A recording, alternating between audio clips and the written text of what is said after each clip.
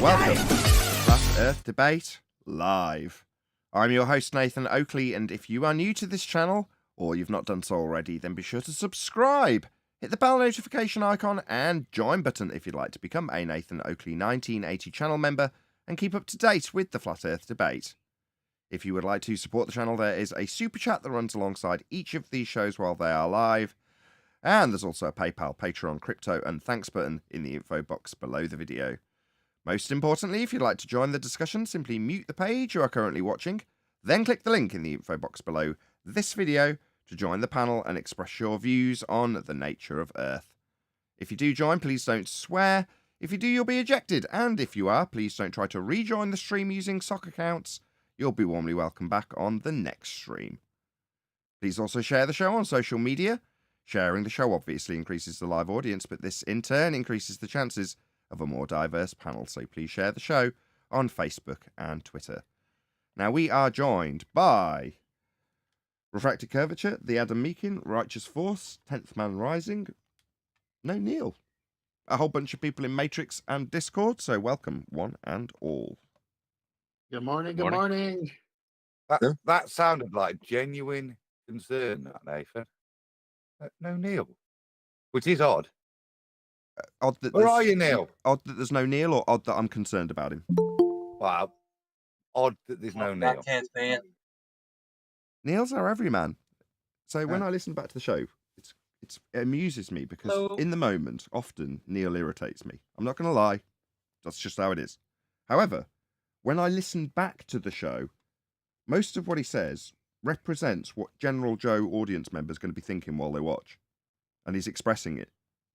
So his irritation, his annoyance when there's something that's being covered that really shouldn't be, it is all representative of the audience. So Neil has my utmost respect in terms of his the point of him being here on the panel. I don't know how to better phrase that. His place here, that's the one. His place here on the panel is important, is what I'm trying to say. Anyway, any evidence scientific? Still not here. Go on. Hello? Hello, Does my Arwen. sound good? Hi, Owen. You do sound Hello. good, actually, Arwen. Why? Oh, cool. Everyone sounds great. Anyway, any scientific evidence of gravity? Well, first, you got to define it. Just because an apple falls from a tree or you drop your phone, you can't make up some story about it. Independent variable distance Distance? and mass, however that's defined, attracting each other. I mean, you can... Attracting. Wait, hold on. Independent variable distance. Whoa. Hold on. So you're at step 2 in the formulation of hypothesis, but you're only offering an independent variable. It means nothing, Arwen. What are you doing? What's I'm that just mean? immediately shooting myself in the foot. Okay, so you're talking about a universal downforce, which we don't experience at all because we see things go up, we see things go down. Where's this universal downforce?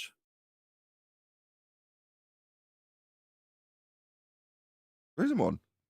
Stuff isn't universally going down. It's a crazy notion. That's what I'm saying. Yeah, I know, but they have to have it if you live on a globe that's spinning in the second law of thermodynamics violation, outer space, gas pressure next to it. I mean, they got so many problems if you just think about it. Yeah, but not really, though, because when the gas goes up far enough, eventually it will lose its energy. It will just slow down and then turn around. I thought it goes until it hits something else. What will cause it to lose its energy? Just like that. It's just like, oh man, I'm too far away. Can you So drag this I'm just conversation getting out? depressed. I'm homesick. I need to get back, to go down and go boom apathy. boom. Good. Can you Apathy was just one sec, drag this conversation out for a couple of minutes? I'm just going to go and grab a Coke. Quick line, and then he'll be back. What a transition. Go on, Adam. No, it's apathy, homesickness. They're the issues that gas particles turn around and come back. Right. It's Last just you like come- moving away from your home. Like, I'm on an adventure. And then I'm like, wait, I don't want to go that far away from home. So, Oh, Arwen, you're saying Slow gas down, pressure. hesitate, and then like, oh, no, I got to go back. So you're saying gas pressure is like a dog. Lassie, come home. Well, Lassie and come their home on a idea- bungee rope. Yeah, well, that's what I was about to say. In their idea, wouldn't it go? It would be falling down as it goes up, traveling relative to its position on a spinning Earth, and violating all natural gas laws. Well, if you say it like that, it sounds a little bit convoluted. Sounds like nonsense. Any single viable Also going to achieve hypothesis? zero kinetic energy, and then start to receive positive energy as it comes back. It's going to achieve a state that we cannot simulate on the Earth. We can't get to absolute zero, but fundamentally within their claim, that is a prerequisite. The kinetic energy's got to run out and then be charged back up in the opposite direction by gravity. That is fundamentally their molecular claim. Yeah, Well, but no, they Adam, can't claim that. They can't claim that. And One claim, second. Did you just say when did they claim that, John? no, I said they can't claim that because if they try to, then how is the atmosphere moving like Velcro with the Earth as it spins? That doesn't make sense. It's not absolute zero then. That's a separate answer for a separate time, and you don't mix the two answers because then the contradictions will become apparent. Don't So give them one help. question at a time for them. Yeah, you're right, John. And what I mean by Yeah, but that is Adam- don't give the opponents help. So you're saying don't confuse these two conversations if you're a globe earther, because they're different answers to different problems on different days. Therefore, don't mix them and you won't have an issue, right? yeah, but that's 108-year-old out-of-date stuff they're talking about to begin with. Morning, guys. Hey, Chaco. Hey, welcome back, Tim. No, Yeah, thank welcome you. back. I wanted to say that. Well, How was that's a the punt. tournament? My back is welcomed. Yes, it's back. I hope your back's still good. Well, you welcome my back. I'm back. Yes, it's better. 50 people watching, please share the show, smash the share button. Thanks to all of you who've done so already. You forgot your woohoo. Woo! Can anybody show a force overcoming gas trying to fill available volume? The law of nature. It wouldn't be a law of nature if that was the case. If I could say, yeah, I can show that violation of a law of nature, well, then the law of nature wouldn't be a law of nature. So Didn't- when they say gas needs a force to be contained, that's false, obviously. Well, I was just about to get to that. We need to start pegging down what are globe Earth claims in regards to gravity. Because I thought you'd asked earlier, who's actually claiming that gas goes up? I mean, I appreciate that we've literally seen this from YouTubers who've shown their models where they show a gas going up to the top of a column and then coming back down again. But Adam's just described that, right? In literal terms, for that to be the case, it would be at the top of its arc at zero, at absolute zero. It's lost all kinetic energy. And as Adam's just described it, although I hadn't actually considered this aspect of it, Adam, it's then having to violate the first law, isn't it? Mhm. It's having to instill energy back into itself from a non-force. That's gravity. From a non-force force. So basically, yeah, by going down some geodesic, it's now gaining kinetic energy would be their current explanation. First law of thermodynamics violation. Yeah. Wow, Just- I hadn't thought of that. That's nuts. But either way, so given that it is a second law and a first law of thermodynamics violation in this regard, but their description, if they ever were to use it, anti-flat earthers are the ones that put this to us.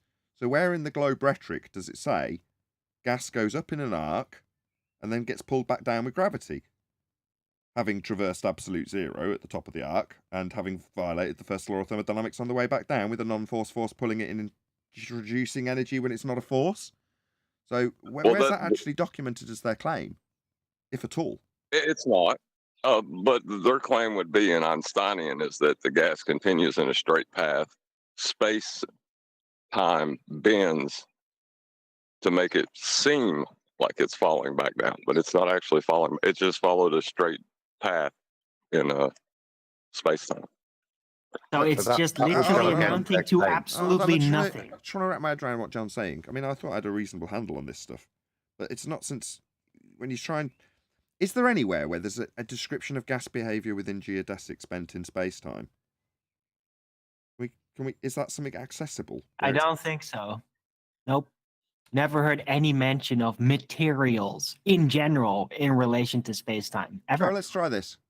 Okay, so I say gas fills space, not because it's a claim I'm making, but because it's a law of nature. There's the citation. It's not even needed, right? Second law of thermodynamics, if you want a reference. Okay, there's my evidence, not that it's required.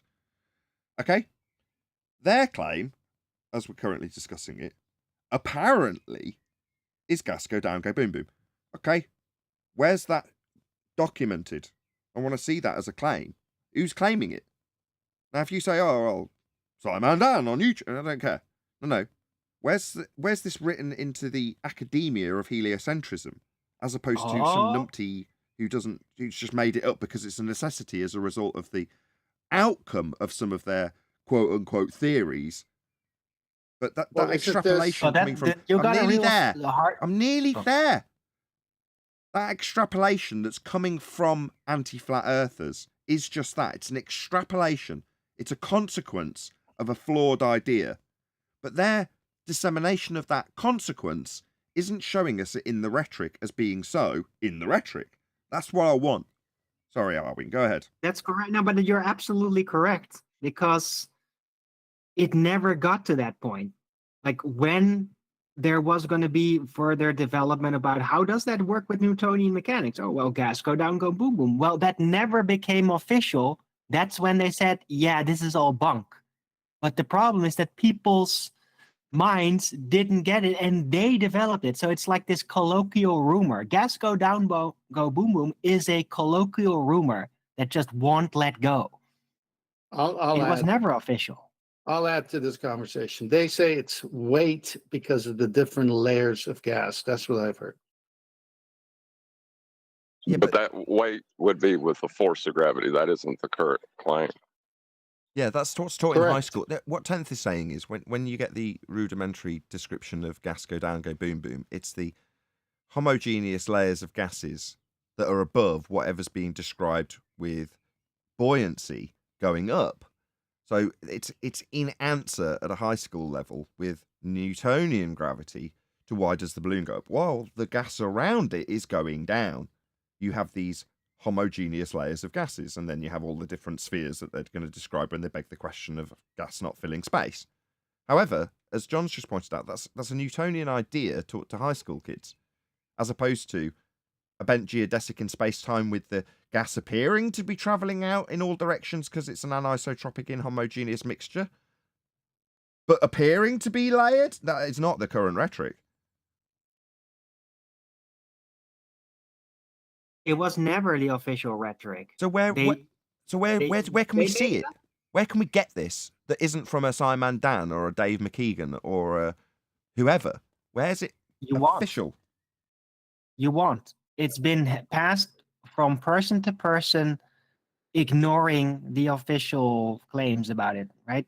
That it is no longer viable. It's just a rumor that's been very popular and that way kept hanging around.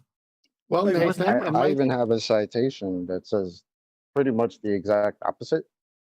Let me read that off real quick. Yes, please. This is from whatis.com. Second paragraph. A gas has no fixed shape or volume. The atoms or molecules that make up the gas fill the container that holds them. The gas expands until it is uniformly distributed throughout the container, even in the presence of gravity. If not confined to a container, a gas disperses into space. End quote. Gas disperses into space. Yeah, post it. Yeah, gas. You want me to share that? Yes, please. So gas disperses into space at the end of the citation in regards to gas behaviour. Well, there's nothing else to say. Gas fills space, and you fundies on the globe side of this discussion think that there's an area of volume called space above our heads, with gas not filling it. Nathan, today's video review of the 3 short videos might enlighten us then. Okay, so we're starting a few seconds into this. This is Tyson on stage discussing Newtonian gravity. Because he discovered the laws of optics and the laws of motion and the laws of gravity and The laws of motion of Newton were not right. End quote, Richard Feynman. like practically on a dare, he invents integral and differential calculus. Then he turned 26, okay? So are we done here with that? Are we? We could cover the fact that he almost begged to not have gravity ascribed to him. You know, it almost seems rude that you're talking about him in these contexts, given that he explicitly begged to not have this nonsense ascribed to his name. It's amazing, that, isn't it? Disrespectful, very disrespectful, Mr. deGrasse Tyson. Do I have agreement here? All right. So he comes up with his laws of motion and laws of gravity, and they apply to everything he. The laws of motion of Newton were not right. Richard Feynman. Further to that, this idea that he didn't want ascribing to him, that would be Reverend John Michell, C.V. Boys and Cavendish gravity, has been superseded 108 years ago by bending geodesics in space-time, something that Tyson talks about. So he's just lying to everybody in the audience when it comes to anything he talks about, when it comes to Newton. He had ever seen or measured. Although the fastest anyone had ever moved might have been a galloping horse in his day. But it explained the moon going around the Earth and the Earth going around the sun. And it would later explain Jupiter's moons going around Jupiter. So it wasn't just. It doesn't explain anything. Postulations and ideas about what could be aren't explanations. The scientific method, however, explains the cause of effects you observe. In the case of lights in the sky, these are effects he's observing. But he's describing explanations for them? No, there's presuppositions about what they are, with mathematical conjurings about how they are described to be behaving in maths. It's not explaining anything. It's just a liar. The law of things that went around the sun. It appeared to be kind of. That's Kepler's law. What? What is he talking about? The laws of motion in regards to Kepler? Universal in the literal use of that term, as opposed to how that word is used so often in our culture. Miss Universe. She's Miss Earth, please. All right? Okay? Sure.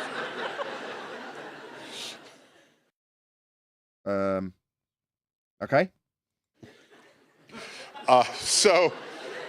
So what we later learn, as our methods and tools become more and more precise. Sorry, why are we now talking about how things have evolved, metaphorically speaking, because of precision tools, when he already had, quote, explanations for it? So they were just wrong. Yeah, invalidated by modern technology. I have to slip something in. Can I slip something? Okay, so watch what happens. So we apply Newton's laws, and the laws of motion of Newton were not right. Richard Feynman. And we apply them to, William Herschel discovers planet Uranus by accident. Okay, Uranus is the planet just beyond Saturn. So by accident. And this is after Newton's laws of gravity are published. So now we're tracking the orbit of Uranus. You should know, this is. Orbits are begging the question fallacy. Number one, there is no orbit. This notion of things falling around spherical objects in the sky that we observe traversing above our heads. Yeah, the idea that the moon falls around us and goes beneath us. This is a nonsense begging the question fallacy. Yeah, the fact that he's now pointing out that people just spot lights in the sky that they hadn't seen before, and then give them a name. Yeah, astronaming, astronomy. That's what these people actually are. They just ascribe lights names. That's all they do. It's not following Newton's laws. Oh, so they weren't right? Oh, well, you know. It's got some deviation. So it wasn't right. So these explanations weren't right. Maybe we found the limits, the distance limit over which Newton's laws would apply. But distance was ascribed by way of assuming that Venus had the same R value as Earth, as a sphere, and then using Kepler. I've already covered this. This is Kepler. Yeah, when you say distance, that's going to come from Kepler and an assumption that Venus has the same size radius in a heliocentric model as Earth. Nonsense. These distances that you're going to infer, they're not measured. You're just talking out your ass. This is nonsense. Shout out to Godzilla37, who says, I'm way too sober in the morning for Tyson. Yeah, I feel your pain. Can you move the show later in the day so I can get high first? Maybe then it'll make sense. Yeah, I know your pain. I can feel your pain, but it's 2 o'clock in the afternoon here. I'm definitely on enough crack to be dealing with Tyson. That'd be Thanks interesting. for the super chat. But other people said that Newton was so badass, it must work, okay? Even there.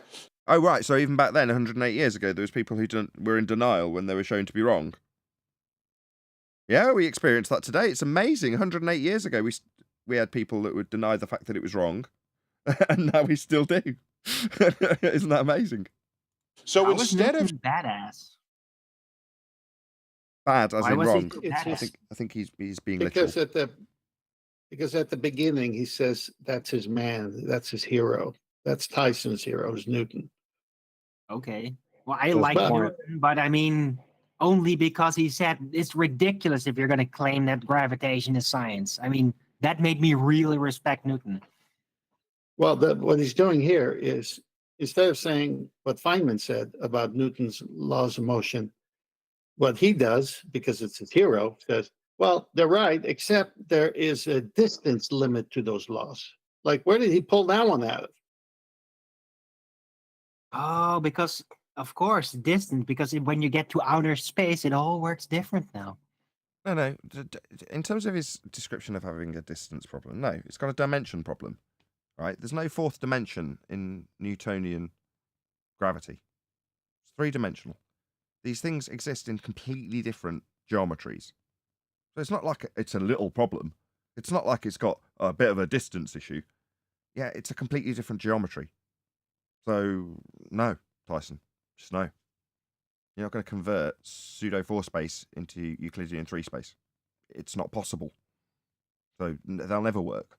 That's it. But people have claimed that they have that is very possible. Remember, Fight the Flat Earth recently said that. Like it is. Just choke on my own spit. Excuse me? Let me get this straight. Fight the Flat Earth thinks he can convert pseudo 4 space into Euclidean 3 space. Yes, I've heard him I'd say like that. to see that. Well, he wasn't actually capable of demonstrating it, but he's very can't be done. capable of claiming it. Okay. Oh, he's capable of claiming it. Oh, I see. He's capable of claiming it. Yeah. Yeah, can't be done. There is no fourth dimension in Newtonian maths. There isn't one. How's he going to do it? It's interesting that Feynman. Yeah, he said there was a document with 10 points that breaks Einstein's theory down into Newtonians. But he didn't provide it, but he said there is a document that explains Yep, it. yeah, exactly. He said that. Okay, It's interesting let's that- see it. Hold on. If this has fallen by the wayside because whoever asked and got essentially a hand wave dismissal and lie, well, I'd like to see that document, please. You think that fourth dimensions can be converted into 3 dimensions in some sort of formula? Okay, let's see it. Why would he not provide that document? Why wouldn't that be on hand if you're claiming that it exists? How do you use it as proof and just say, well, it's out there somewhere? All right. Speaking of which, the citation I posted, it's in Master D. Thanks. So I can call it right now before anything occurs. Craig's a liar. It cannot be done. You can't convert Well, a hold on. 3-dimensional system There is into a doc. You can't convert 3D systems into 4D space-time dimension. It cannot be done. He's a liar. Well, they're actually claiming that the 4th dimension can be broken down to the 3rd dimension. And there is a document, but it doesn't use formulas to do it. It uses semantics Right. and playing with the meaning of words. It's not mathematical.